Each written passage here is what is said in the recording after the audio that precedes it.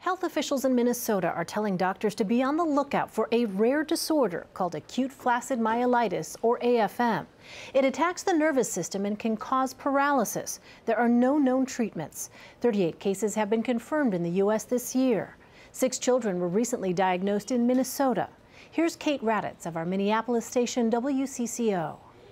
We usually would see, 0 to 1 case in a year. State health officials are trying to figure out why there has been a surge in cases of AFM in the last month.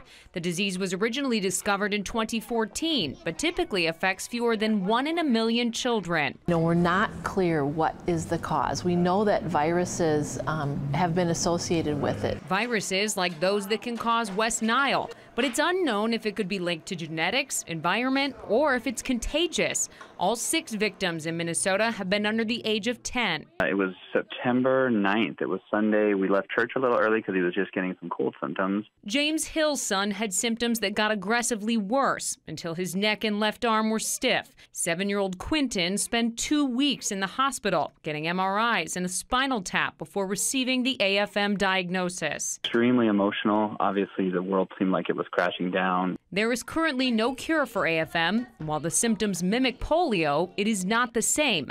Because health officials know the disease can be associated with viruses, they recommend parents take precautions. Good hand washing, coughing into your elbow, covering your cough, making sure if you're sick you stay home, making sure that you're up to date on your vaccinations. The Minnesota Department of Health will study the current cases to try to determine if there is any link to a cause.